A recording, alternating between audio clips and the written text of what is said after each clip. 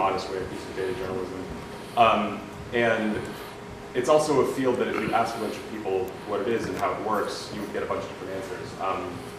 You and I were talking before getting out here about how your business card says data visualization reporter. If you can fit it in your mouth, visualizing. There you go. And everyone said, it's developer at the end, data visualization developer. So it's just too much. I just say graphics reporter. So yeah. But right, so this gets to the thing that I think I'm going to try to avoid asking questions where I just get responses from everybody down the line. But I'll start with one, which is just if you could tell everybody how you think of what data journalism is, and then as a follow-up question, a favorite source of data. It's not something to do with data, but start with you. Hi. So I think that a data story, I take a very broad view. I think it's anything that includes data, is inspired by data, uses data as a source, is structured around data. So with that view, I would say the majority of our stories I would consider in some way a data story. Cool. And then a cool data source. I mean, I'm just going to plug data.gov because I plug that all the time because there's hundreds of thousands of data sources on there, literally hundreds of thousands, and you kind of find something interesting in there. Maybe you should rethink your career. There's so much interesting stuff there.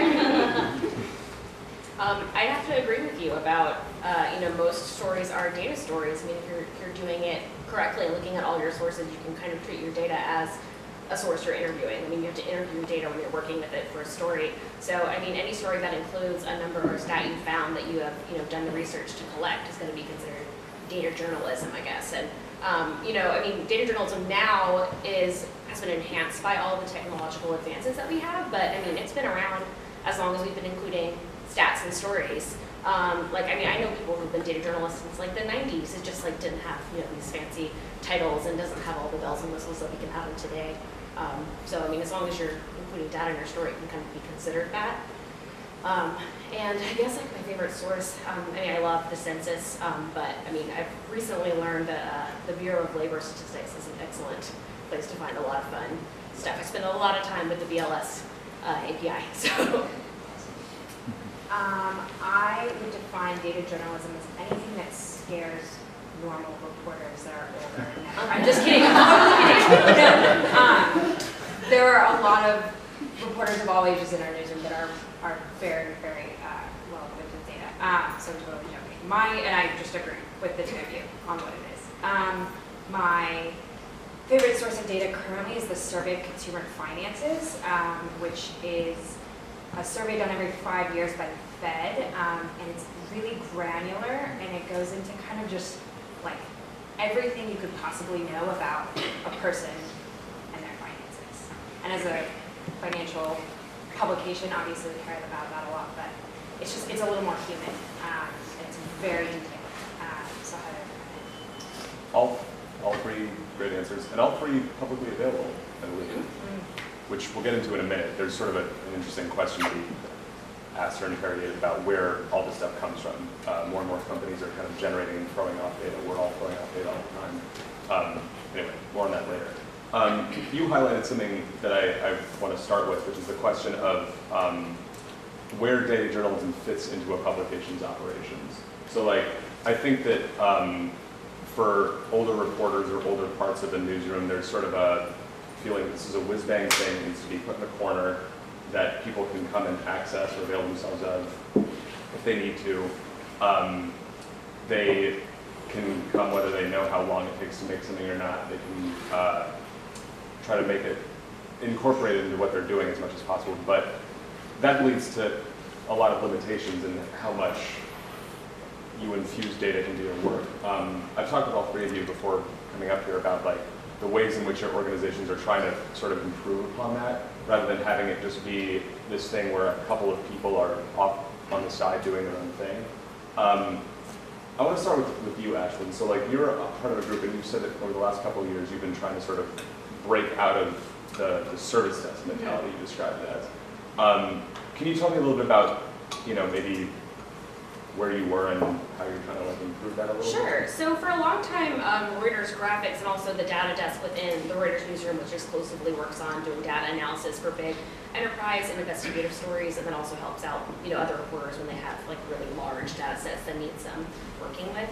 They kind of acted as service desk. So it was the kind of thing where a reporter would come in last minute to the graphics desk and say, hey, I've got some spreadsheets I used when I wrote up my story. Can we make a chart? And it was very last minute. It was very much an afterthought.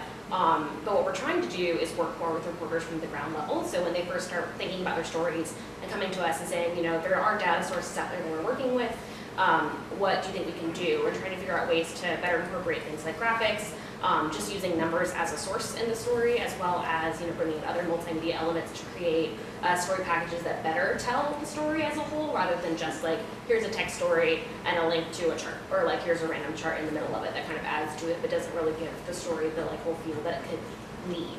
And oftentimes reporters come to us with their stories and they don't really think about like how their story could be visualized and like what kind of visual elements could go with it to make it better.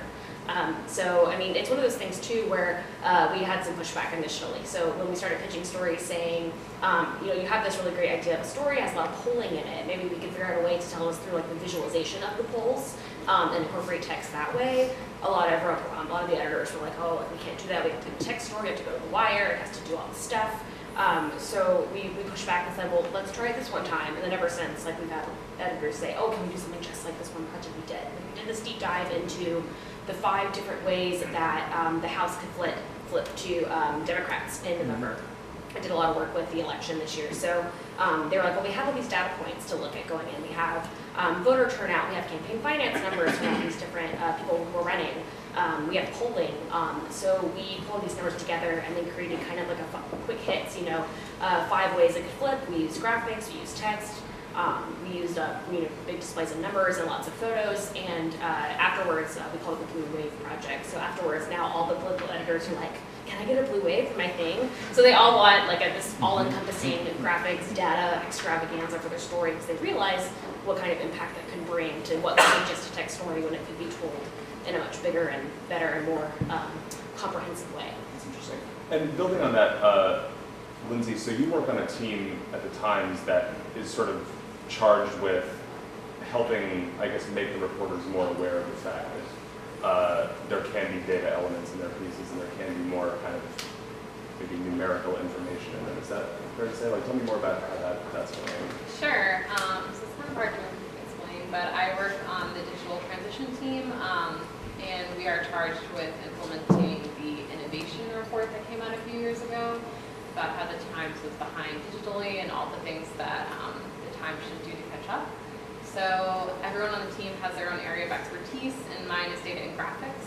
So I work with the newsroom to kind of help decide what we think that reporters and editors on desks should know about data and graphics.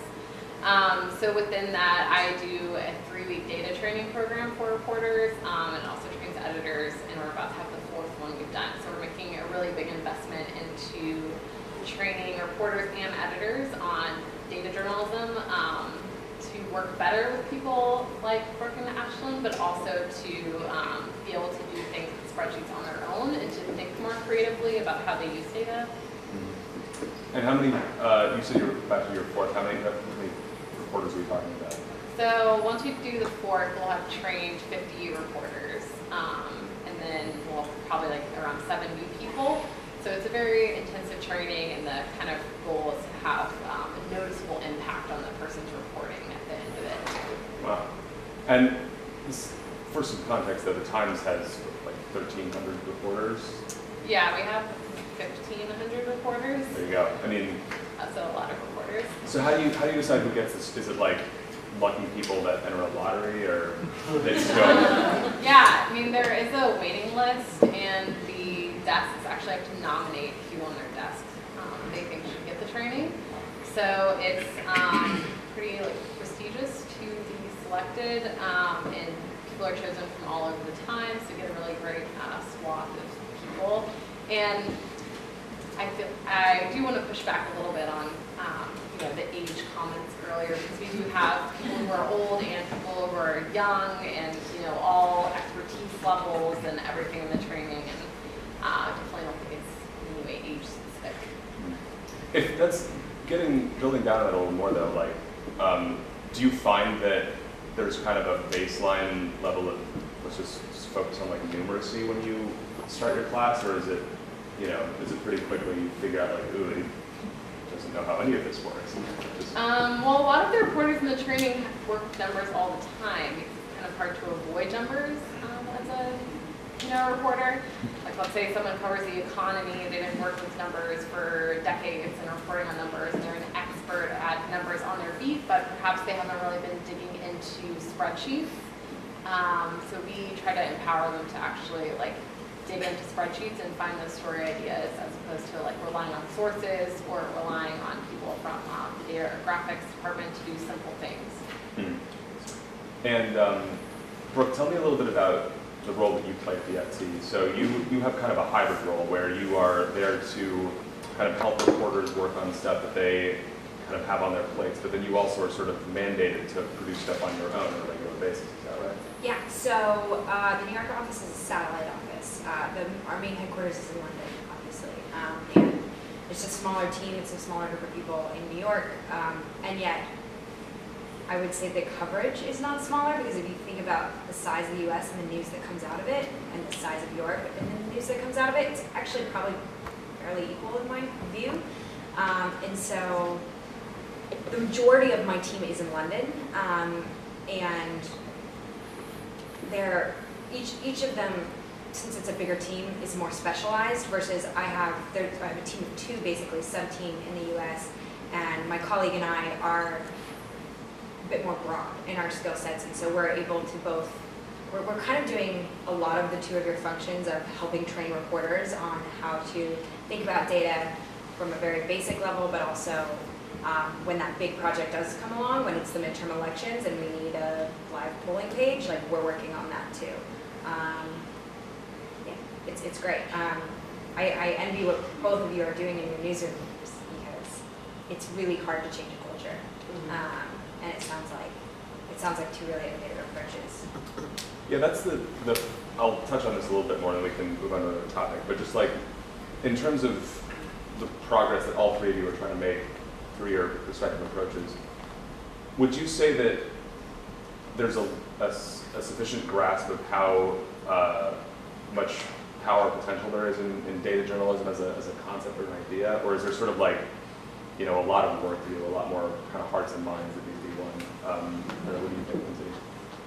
Yeah, I think that people definitely think that there's a huge potential in more data journalism, and I think the Times is obviously already at the forefront of a lot of data and graphics journalism, but I think that reporters and editors on traditional media have kind of seen that and want to be more involved and want to learn more. We also had a really big push in 2018 on more creative, mobile-friendly storytelling methods, so I think that helped change our culture, just absent of data journalism, and just makes the work I do easier. What about you, Brooke? The potential is huge if used, with great power comes great responsibility. I mean, don't just slap a chart in an article because it also is a convenient text breaker and your story is dense, I'm sure they, oh yeah. As you're describing. Oh my gosh, yeah. Yeah. Yeah, how do you get to that, by the way? That's a great point, because I'm sure that there's probably people who are, can you just get me the, something that shows the percentage decline in earnings for this company, and how do you get them thinking bigger? You show them what can be done and how it can be done better. And sometimes that means taking a chart that was kind of crummy and saying, here's how it could have. The thing is, I'm sure each of the people in this room who when you're reading day to day on the internet, you may come across a piece that actually the chart is what sticks in your mind after you've read the piece, because somehow it told the story so well. It's not that you don't need the text, that's not in any way what I'm saying, but sometimes you actually are learning from the chart itself. It's not just decoration. And I think there is an important difference there. And people, I think when you're putting a chart together, what kind of chart it is. Is it revealing something to you and you're seeing the story? Oh my gosh, yes, that line spiked last year and I can see that compared to the last decade, we've never had such high levels of XYZ. Like, that may be what the person has in their brain after that story, more so than the description of it. And you know when you're putting that chart together if it's that chart or not. Interesting. Another thing I'm curious about too is like, so I think that the thing that stands out for most people when they think of data journalism is something that is like the blue wave or like, you know, any of the sort of signature, like I think of Snowfall in its way as having a data journalism component, like these kind of big show-stopping things that you have to sit at your computer and spend like half an hour kind of poring over. But there's also sort of this attempt to take the smaller stuff and kind of level it up a little bit. Like, what do you guys think about the idea that kind of upgrading to something that people are more used to looking at and more used to engaging with? Like, are we at the dawn of that being more common, or do you think that we're still in this kind of like bell curve environment where it's like either really tiny stuff or really big and crazy stuff? Where are we in terms of, what do you think? So we've actually been doing a bigger push to focus on a lot of like middle-sized kind of pieces. How do Because, you do that?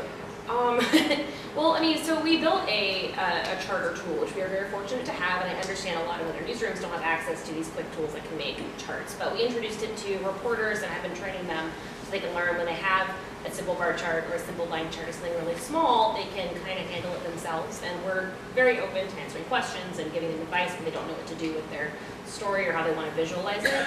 But giving them those tools has kind of enabled them to figure out when they chart their data, oh, well, this actually doesn't show me a whole lot. Maybe I won't make this. And they usually will email us and say, oh, I made this chart. What do you think? And we'll tell them about it.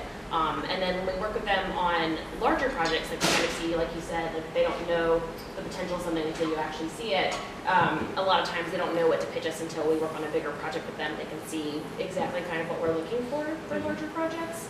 But we mostly focus on middle, it's like middle form area where we can kind of prove that it doesn't have to be this big, fancy, extravagant, 7-part series that takes 8 years to consume and make.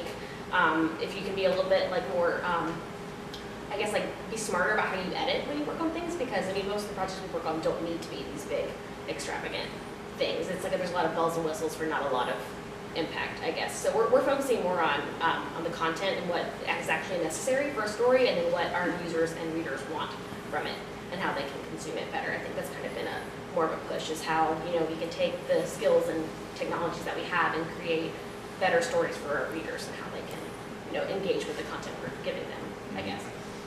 Do you have much of it? I mean, it's funny you brought up impact. Like, I think one of the things that's interesting about data journalism generally is like thinking about understanding how you measure what's good and what's bad, what has impact and what doesn't, what resonates and what doesn't. Lindsey, do you have to kind of, is that something that you think about or help the Times think through, like how to measure whether a visualization that's been built is working? Like, are you measuring, I don't know, how much time people engage with it or things like that?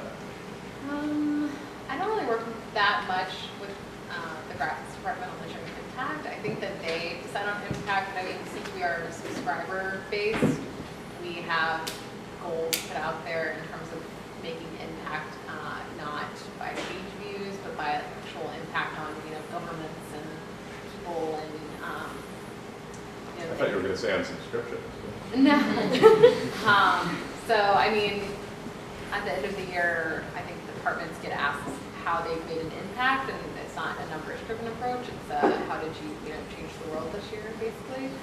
No pressure. No pressure, but I mean, people have done it. Yeah, but when you're deciding whether or not you're going to spend 8 months and 4 reporters' time on a story, those are the impact questions you're asking. Yeah. Because if at the end of the day, someone spends 5 seconds looking at it and they're like, oh, that was really interesting, but it was really taking a lot of time, that person, to code all of that really fun thing. Like, who cares? It's not worth the investment of time that it takes to build those really impressive things. How do you think about, dig into that a little bit. Because we'll talk about this in a minute, but like there's a ton of raw material out there that you can tap into interrogate looking for stories or things to, ways to tell stories about something that's going on in the world.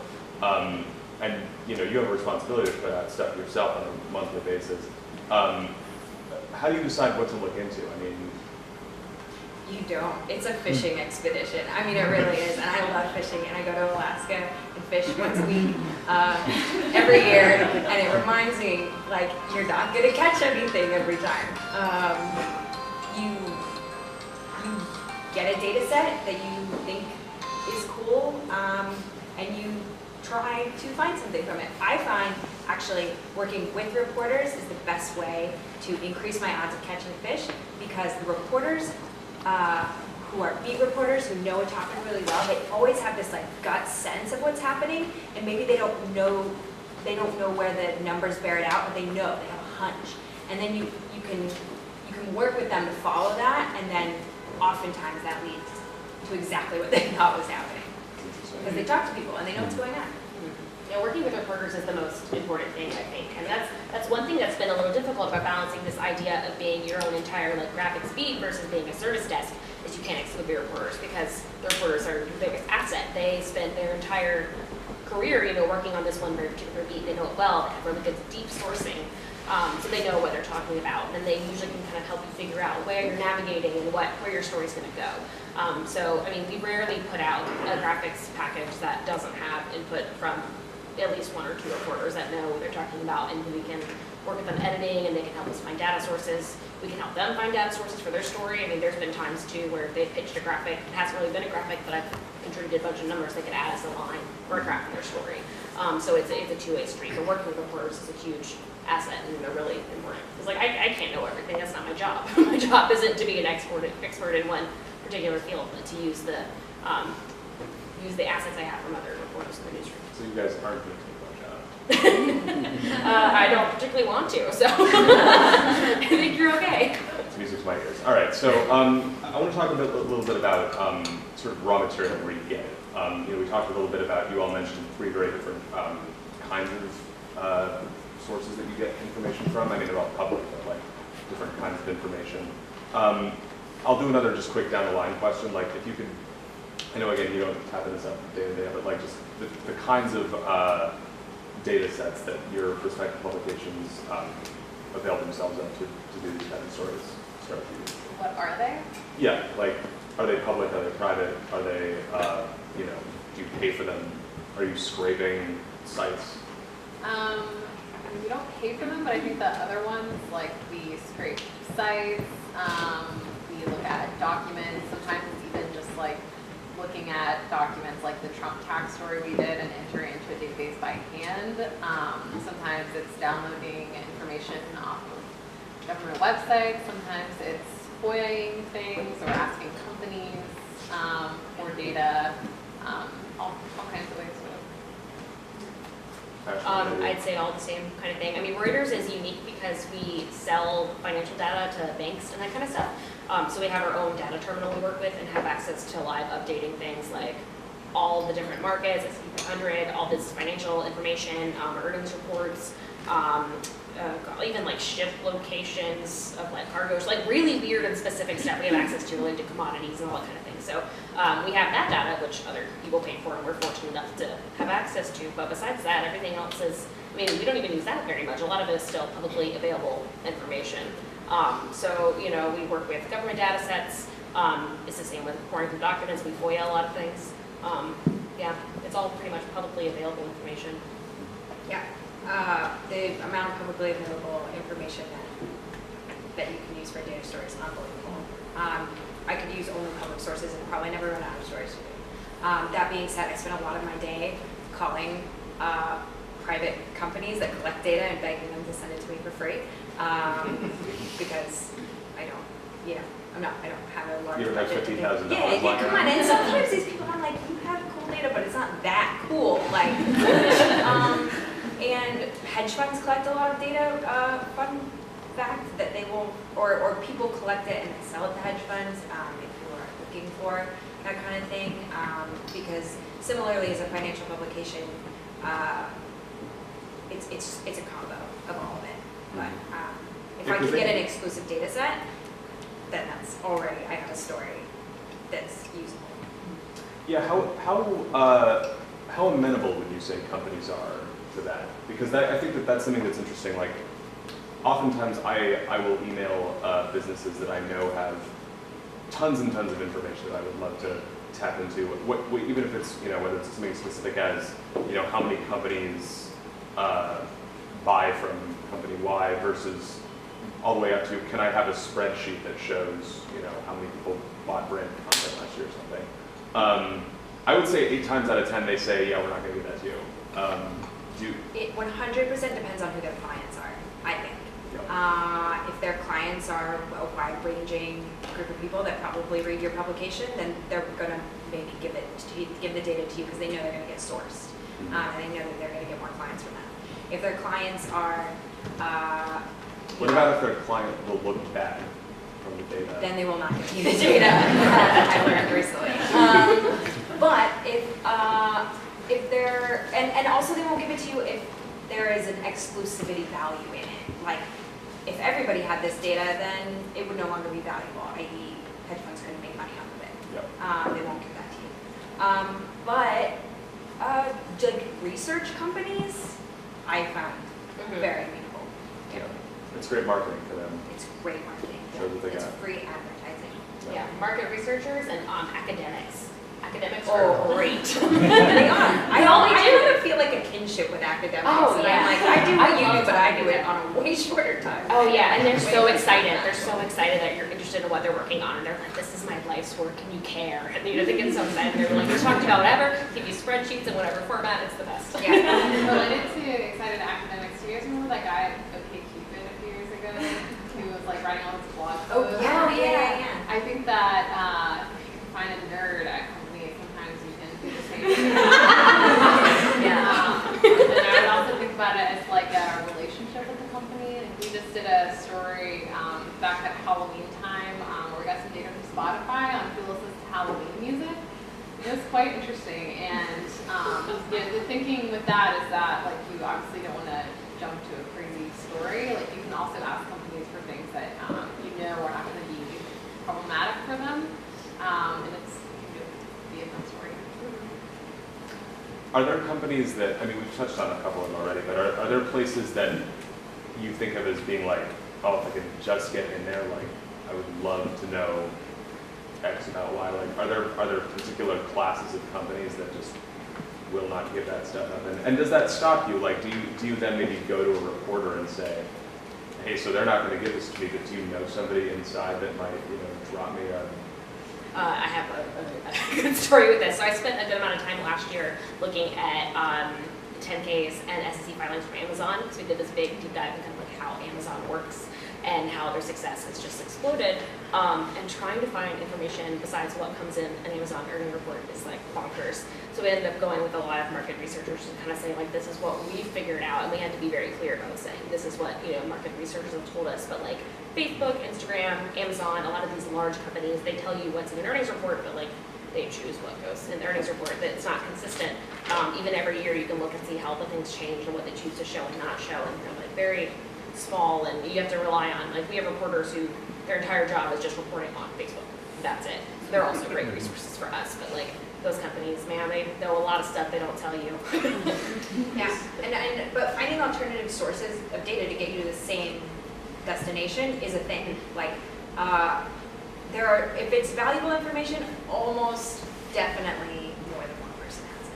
Yep. I think, yeah, unless like it's in a company and they own the data, but somebody's trying to figure it out. Recently, I had a company tell me, no, I won't give you this data because you're writing a story that's not going to make my clients look good. And I was like, cool, there's another company that collects that data, so I went and asked them, and they said yes. So sometimes there are ways around, but no. Interesting. I want to talk a little bit too about the stuff that is publicly available, government data. So like, all three of you mentioned government sources as places you really like. And this is both up at the federal level and down at the local level too. New York City has a data portal that's full of all kinds of interesting stuff. But a lot of it is in awful shape. It is real messy. It's not maintained very well. It's kind of a disaster. I want to talk a little bit about the availability of government data. noticed that there's been a real proliferation of it, but it seems to me like the quality of it is not great. Maybe real quick, like, Brooke, can you explain to everybody what the idea of like good or clean data is? Actually, maybe before I do that, if I say clean data or data that needs cleaning, how much sense does that make to any of you? Yeah? Everyone seems to know I it. think we can still explain it. There are some reluctant faces. What comes to mind when you ask that question is like, how do you determine the quality of data? What are the kind of points that you decide whether something's clean? That's actually probably a better question for them, but it's a great question. I mean, you're nodding. What makes clean data? What makes good data? I mean, just like if you can work with it. So, for example, if you open up, can you open it? Sometimes you just Right. Being able to open it, if you can then understand what the columns are, understand, what's actually in the data. Sometimes they will say things in data that don't make sense, like it'll say like race and it'll say like 2, and you're like, what is 2? And that would be like, there's a key somewhere. If you can trust it, period. Like I'm looking at the civil rights data collection right now from the Department of Ed, which is a great data source if anyone's looking for a data set. But one of the things they say, I'm looking at like corporal punishment, and it'll be like students that are corporally punished this year, like -9. It's like, well. So you're just like looking through the data to see if you can trust it, basically. And yeah, cleaning it can take a long time.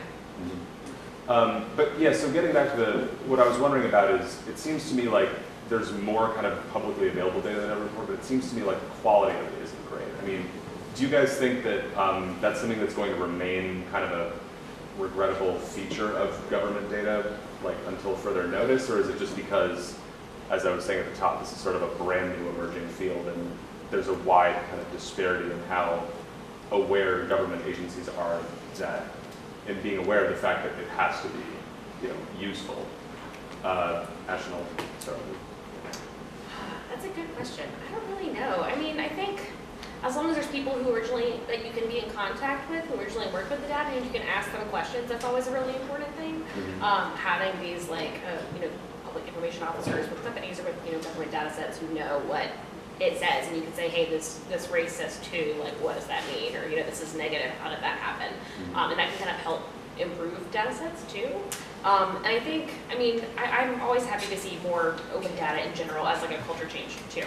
Just the fact that more of it is available proves that we need it, and the more people use it, the more you show that it's important.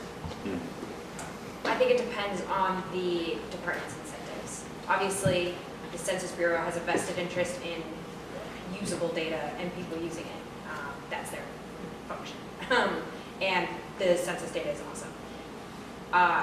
The other day, I was looking at a county, and I wanted property data because counties are the only source of property level data. And I thought I was going to have to scrape the site, which a lot of county websites are terrible to scrape, and they don't even let you scrape them. But then I just emailed them and I was like, hey, can you send me this data for free by chance, because you're taking pity on me, this poor reporter? And they did. They sent it to me in an Excel sheet. I was like, yes, this just saved me so much time. Well, guess what? The spreadsheet is a mess. There are cells that are way over here that should be over here. The addresses are not all aligned. And there are 900,000 data points in this set, and that I have to go through one by one, because there are some data cleaning softwares that you can use. OpenRefine is a really good one, but this was not. This was such a mess that it had to be done by hand, and it took me 4.5 hours today, and I got through a third of it. It's like, no, they don't have any incentive to clean up their data, and they probably never will. I think one good thing is that if you've ever gone to interview a government source and they're all typing away on Windows 95 computers, a lot of the outputs of the systems they're using are actually what's causing the bad data. It's not that they're doing it on purpose. So I hope that once their 95 computers die and then they have to get new systems, that it will have better outputs. I hope that just the modernization of government period will increase. I did not know that. thought they were trying to torture me. I think it's both, but I think it can be either or, but I hope that it's more, that it's not that they're not trying. Or they give you like just the general data dump and they're like, this takes the least amount of time and effort here. I have other things to do. Sorry, bye. Yeah, this is So- the help of my database. Yeah. Does, and it's crazy, but yeah. The concept of scraping has come up a couple of different times. Maybe before I get into my question about this, do you guys know what web scraping is? No. That's Okay. crawling too.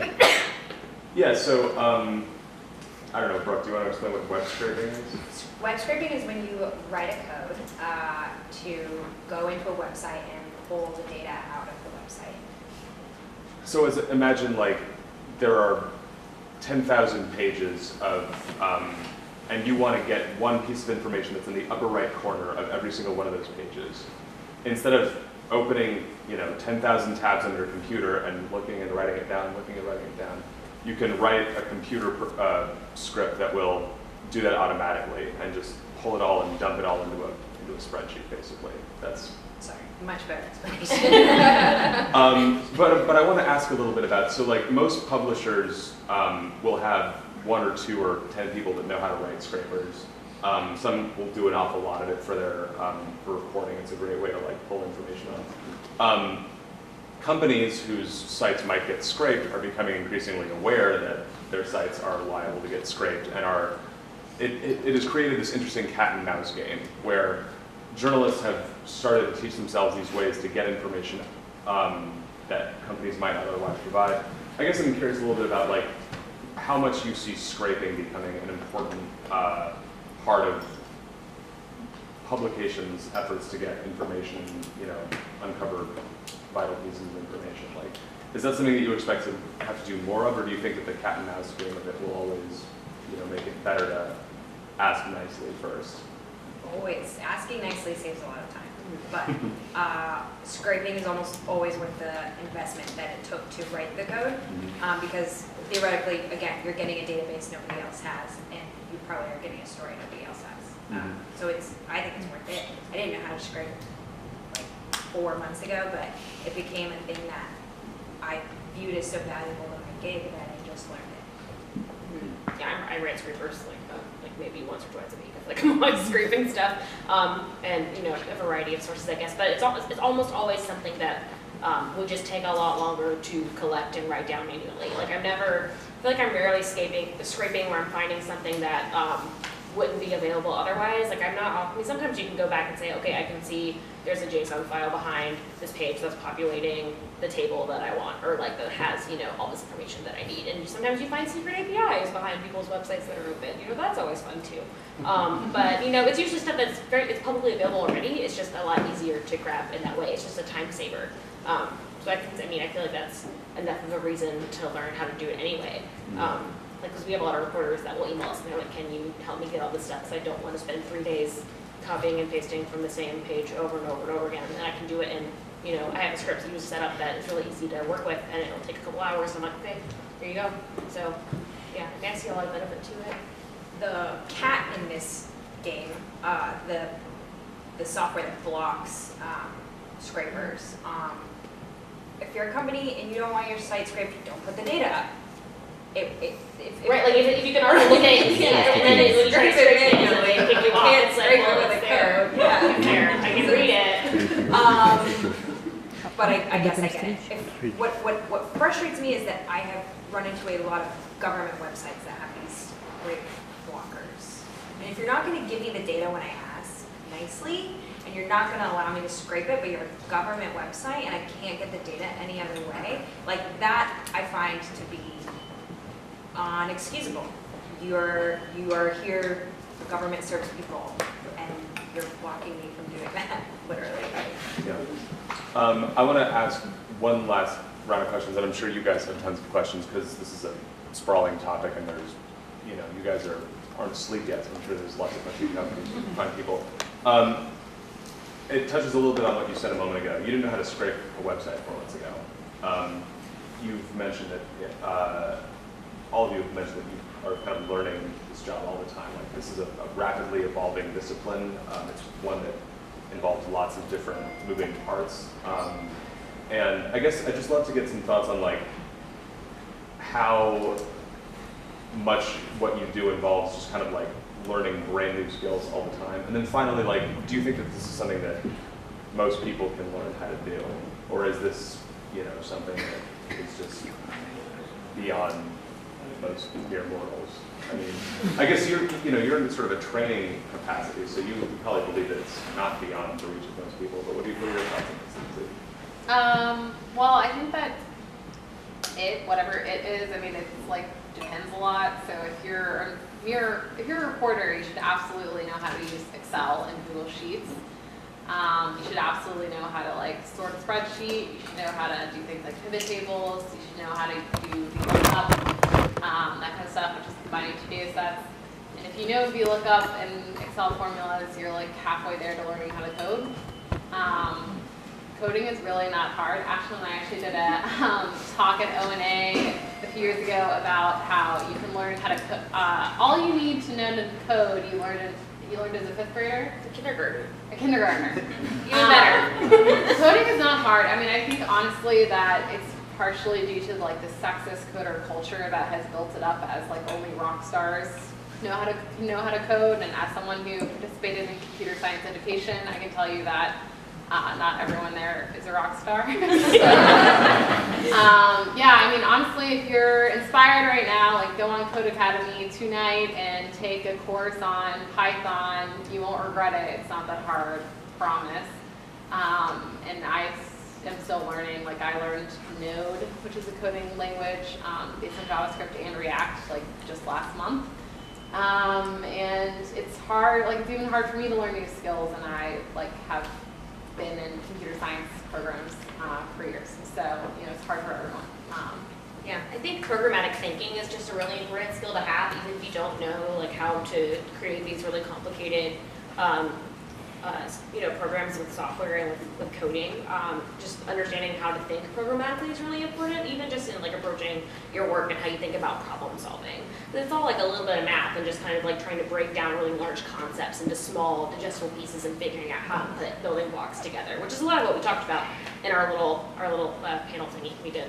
But I feel like a lot of, because I have a pretty strong base in understanding kind of programmatic thinking as a whole, I build on that. So, I mean, I'm pretty language agnostic. Like I will learn a new language if I need it to do something, but I mean, I think knowing how things work is more important than understanding exactly how to write all your coding problems, because I Google the same thing like every single day on like how to convert something to a string or like parse out, I want this like one little bit from a sentence, So I do a lot of that kind of stuff. I mean, it's I think it's something everyone should learn to be more familiar with how computers work, how Excel works. How to think programmatically is the most important skill, because, I approach with any project I do, I say, okay, like I want this outcome, how can I get there? And even if I don't know how to do something, I'll just go try to figure out how to do it. So I'm always trying new things and learning stuff on the job. If you're intimidated, just know that I have probably the lowest coding literacy of the group here, and also probably of my team, if I'm honest with myself. And if I can learn, you can learn. And if you are in a job and the world evolves, you have to learn new skills. That's all. That is also true. Yeah, I want to hear your questions now. Yeah, just raise your hand and I guess I'll call on people. Go ahead. How do you rate the trustworthiness of the data sources that you kind of use? And another question, discovery, do any stories ever originate with the data journalist? And have there ever been any situation where a journalist comes to you with a story and you parse through the data and the data just doesn't support it? That does happen from time to time, at least when reporters come up and they have this great story idea, and a lot of times it's because they got a data set and they're like, oh, this data says this, and then we pull it up in a chart and we're like, well, actually, like, there's not really, it looks like it might be a big change. You think about, the percent change of how something has changed from last year, but then you look at the actual numbers and it's like, oh, it only went up by 5 or something, because it's a very small amount. So, that's another part of data journalism that's important is thinking about when you visualize stuff, you can use that to help you understand what you're looking at. So that's kind of where like my team comes into play. In terms of trusting data sources, that's always kind of a hard thing to do. But you have to treat your data like you would any other source. You know, you have to interview it.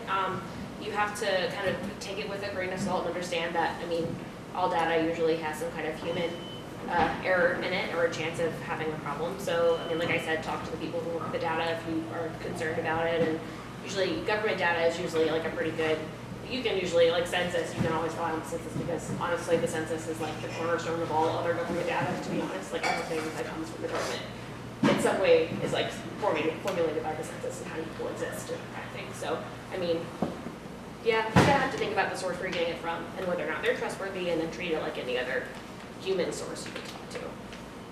I have an editor that, sorry, real quick. I have an editor that always asks me, how do you know that this data set is what it is? And if I cannot explain to him the methodology in a way that is, like, you know how they say if you can't explain it, you probably don't understand it? I have to understand the methodology of how this data set came together in a way that I can then explain simply to an editor. And if I can't do that, then I probably don't understand the data, and I probably need to work on that if I'm going to trust it as a source for a story. Yeah, methodology is really important. Like even just like 2 weeks ago, I had an editor who brought me a big data set, and they were like, "Can you find this number for me in this set?" And I had a hard time figuring out exactly which data set from the government source that I was working with to use. Because it all kind of looked like the same information, but was giving me different numbers. And they kept saying, well, you know, how do you know what's this? And I'm like, I need to spend more time with this. And it took a little bit of reporting to figure out, you know, exactly what I was looking at. So the methodology is, if you can't explain it yourself, then you probably shouldn't rely on it.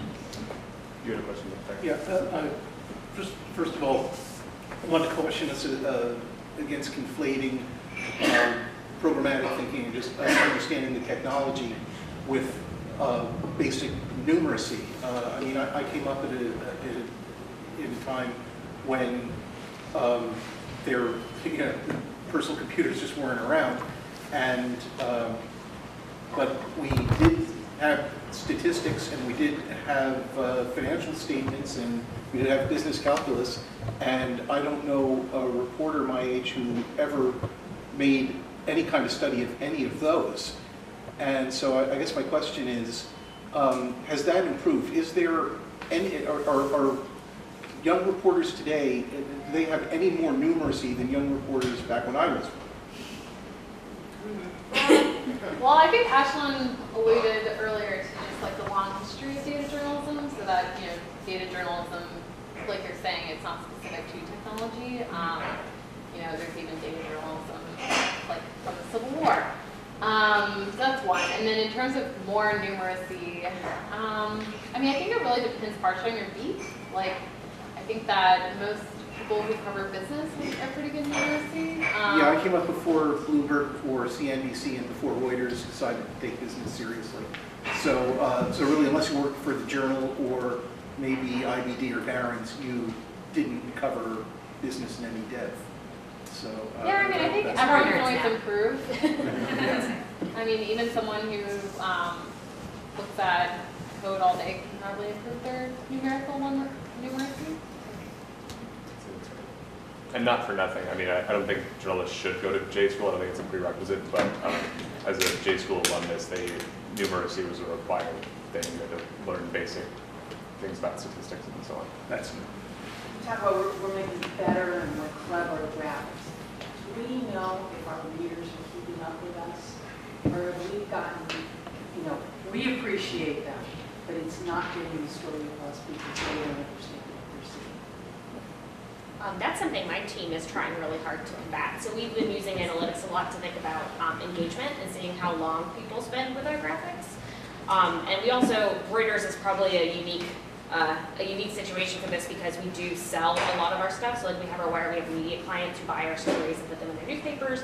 And it's the same with graphics too. We have graphics clients who buy our graphics. So we kind of see, you know, how often our clients are picking up graphics that we put together to put in stories, whether it's like a really simple bar chart to go with, you know, a quick write-up someone did for the wire, or it's a much larger package they want to publish themselves, like big election things people tend to buy from us. So we've been trying to use analytics a lot to look at that. And also we use social media too, and just to see how well our graphics do on social media and, you know, number of retweets, people saying like, I don't know what this is. And we also, almost always when we publish a graphic that we think might be a little complicated to understand, we talk to regular reporters that have never looked at this and we're like, what does this say? Like, what do you think this graphic says? We like to try to keep it simple rather than do something really complicated. We try to make pretty involved keys and legends. You know, I mean, part of our job isn't just to make something that looks fancy and visualizes data in a cool way, but it's to make the data accessible and kind of put the story across, you know, in a more visual way that's easier to understand. So, I mean, that's kind of what the point of the graphic's supposed to be. So we try to get a lot of feedback on that. It also seems like maybe there's been a pushback in the last few years for really complicated graphics. Like I feel like when E3 was like really starting to go up, everyone was like, it moves, everything moves. And like now people have restrained themselves more. Yeah, we have critiques about once a month, and we even bring in graphics from other organizations we've seen that were like, this looks really cool, but did they need to do this? Should it have just been a bar chart? Should it have been something really simple? So we kind of talk about, you know, from our own work that we've done, what can we improve upon? We try to reflect on everything we do and do post-mortems on everything to figure out, you know, was this the best way to visualize this? So it's a team effort. My boss in London talks about literacy, numeracy, and graphicity. So we have a visual vocabulary, which we make publicly available that goes through various chart types and how to read them. Oh yeah, that's a great guide. You've seen it? Oh yes, I've seen it. I know you guys work on the editorial side, but do you think publishers are going more data-driven and visual storytelling because advertisers are demanding more catchy, compelling storytelling formats from the publishers as a way for publishers to compete against each other? Because I know, at least for New York Times and Wall Street Journal, because I used to work for Business Insider, and we always pay attention to what New York Times, T-Friend Studios, and our competitors are doing, like on the sponsored content side with their sponsored content and their storytelling formats. And we find that oftentimes advertisers like to go with publishers that are very innovative in their storytelling formats. So, just wondering. Better to be ahead of the curve than behind it, I guess, but I don't know what the advertising is asking for. That's not something we talk about much. I mean,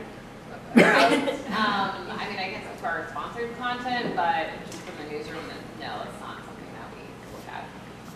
I would say probably one business incentive to add more visuals is that it's an easy way to bend engage time up. And that's a great, you know, if you're going to an advertiser, you want to say, our readers spend 55 seconds on every piece we put up, and an easy way to sort of inflate that number by putting free stuff on all of them. I'm in no way saying that, you know, that means you should just cram some, like a low value visual image into anything you produce, but I could see that being a way to kind of somewhat dishonestly get to a more attractive story you could tell to an advertiser. Yeah, I wanted to follow up with what you said, and someone behind me did, was about the kind of like the sophistication of the audience and also the engagement time. Now, I have found, I come from a background of information visualization and business intelligence, and I find all the print graphics that you do and even the interactive web stuff to be very, very simple. What I would like to see is, if you may remember, there was a notion of like branching novels, you know, and fiction stories, fantasy stories, is like, it's 30 years old at least, that one could have different ways of explaining a story based on different parameters, different ways of filtering your data. You filter in certain like demographics or certain like market concerns for a company. You want to do that type of analysis. And then you could do a branching data journalistic story based on alternative ways of doing it. And you can, let's say, explore and actually explain with text, you know, 6 different ways of exploring it, and leave the tools there for them to explain the rest of the stuff. And there's a certain sophistication on the audience, on the readership side, that is required to consume that properly. But I think it's also a journalist's job to educate the people that are reading their material, right? And also that clearly to the business side, then it increases the engagement, which the advertisers will pay for. So are you asking, like, is that something that the organizations that are represented up here think about, like finding new kind of modular Yes, at Okay. least. I mean, I feel like we actually already do this, and I think that graphics people are always talking about how to find more doors into the story. So, for example, for State of the Union, we had, a live fact check, a live chat, a traditional story, a takeaway stories, like 5 takeaways from the State of the Union, like a data story, So, I think news organizations are already covering stories in multiple ways, some of them data-driven and some of them not, with an eye towards different audiences and different ways of promoting the story. Which is something you can do for an election because you know it's coming, you know how much time it's going to take that to put that together. And if you're covering news on a day-to-day basis, news changes in the hour. So you're not going to spend that much time on something that's going to change instantly, right? If people give you 20 seconds of their time on a story, you're like, oh, thank you. No, I'm just kidding. But people's attention is extremely divided. I noticed that a hand shot up over here. Yeah, my question was, do you guys use search data or social data in any way, like Google Trends, or you mentioned Twitter word lining? Not really. It's such low-hanging fruit that it doesn't, and it often doesn't provide any real insight. People are Googling XYZ topic more than they did before. Doesn't tell you a ton. Like, we don't get a whole lot of story out of that. Yeah, It's not a news line. People are Googling this. I was going to say, we have used it. I think that in the right instance, you can definitely use it. Like, we did this story about witches and how, witches are, it was actually a very nuanced story, but it was about how, companies are using, the term witches to promote their products more, and just witches are a thing now. And I think one thing they looked at was Google Trends and social data about how many companies on Instagram are using these witches versus the patriarchy and all these hashtags. So I think it has its uses, yeah. Hey, so my colleague and I work for Peer Agency. We rep a number of tech-driven companies, and we were often tasked by our clients in looking at what data they have available and thinking of interesting ways to tell stories around it, right? As self-serving as this admittedly is. We're constantly trying to think, well, what's interesting about the way that consumers are interacting with the product, and is this something that could potentially be of value or of interest to a reporter? So I guess my question is, unsolicited data pitches. Is this something that's the bane of your existence? Is there a way to do this properly in a way that does potentially add value? Is there a certain type of story? I think you mentioned the Spotify Halloween story. We rep the Spotify competitor, so we saw that run and we're like, oh man, that would have been our ideal story. We did that too. So just any tips? So That's kind of tough to answer. I don't know. I mean, I feel like most of the stories we do, we don't say, hey, we have this really cool data set, let's make a graphic from it. A lot of it's more like we have a story idea, we try to find what's out there to help us out, or we get images from reporters, and that kind of thing. So I don't really know what to tell you. I guess it's our outside sources or people coming to you and saying, hey, we have some interesting stats. We think that there's something cool to be gleaned here because of reasons X, Y, and Z. Is that something you're open to? It's always coming mostly in No, because then you're doing the work for me. Yeah. And I don't know. Is that do you know what I mean? If someone's found a story already for me, maybe it's not the story I want to write because it probably is promotional to the company you're repping in some way. But if you call me and say, hey, our company has a lot of data. Can we tell you what is in the data set so that if one day you are looking for this data, you will know that we have it. Maybe that will be helpful. I would say because I get a ton of those emails, and I delete 99% of them, that you can meet me halfway and just tell me what you've got. So for example, someone reached out to me, a company that, I won't say what their company's name was, but they basically have an ability to track how much of a company's Facebook traffic they buy. And they offered me some, I don't remember what it was, but I was like, that sounds really stupid, but you can tell me how much, how much companies are spending to buy their Facebook traffic. And she said, yeah. I said, okay, tell me how much these publishers spent, or how much of their traffic these publishers bought over this 6-month period. And because there was a hunch that I had that like most of what they were crowing about as far as the reach of certain campaigns, I was like, they're definitely buying this traffic. There's no way that this is all organic. Yeah. And so, and they looked and I was right. And so just don't come up with the story, just make it clear that there's a resource you can tap into. You don't need to go much further than that. We'll tell them that, so thank you. Back there with the glasses. I know actually you seem a little bit more self-taught, but if a company wanted to hire someone like you, what's your background? How did you get into doing what you do? I went to journalism school and took a couple computer science classes and kind of learned to code with like internships that I had. And I worked in an online focused newsroom in the journalism school. I went to UNC Chapel Hill. We're playing Duke tonight, so go Heels.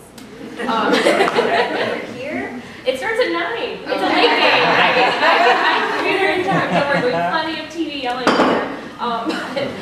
Yeah, so I took a couple computer science classes because I had some interest. They taught like basic HTML and CSS in J school, and I kind of went from there and learned about all these graphics jobs and how I could use coding in a newsroom. And a lot of it has been kind of learning on the job and taking my like base knowledge of coding skills and kind of building on top of that for appropriate projects. So do you have a computer science background? Because you said something about that. Yes, I started with a computer science background and a journalism background. So I started coding when I was in high school, and then I found journalism after that. But I think that probably all of us are self-taught because there's just like so few resources to learn this stuff. I think that is growing. More journalism schools are building this type of stuff, but honestly, the curriculum's not always impressive, and a lot of times it's behind. So I think that the best thing to do, honestly, is to teach yourself or like learn on Code Academy, like some JavaScript or Python or something, and then just pick a story, pick a problem, and Google around. And that's what you're gonna be doing in the job anyway.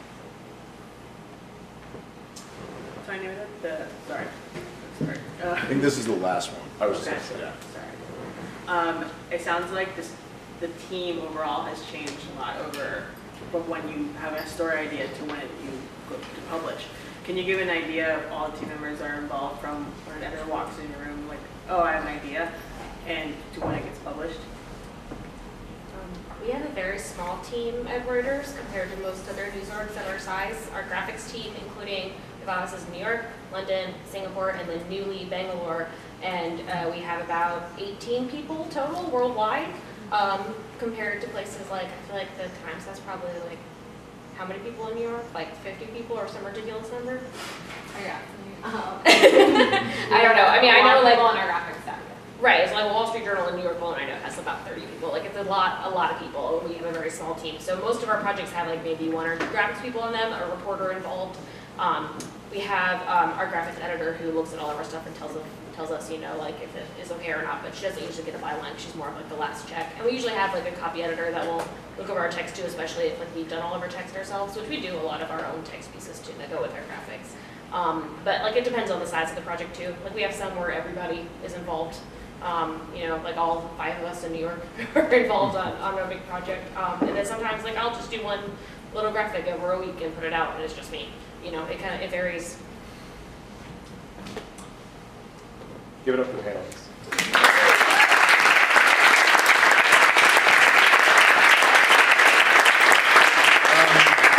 Yeah, and thank you all again for coming. There's still some beer, water. There's no pizza, but we can hang out here for another 20, 30 minutes or so. So certainly feel free. And thank you again, and maybe one last round of applause.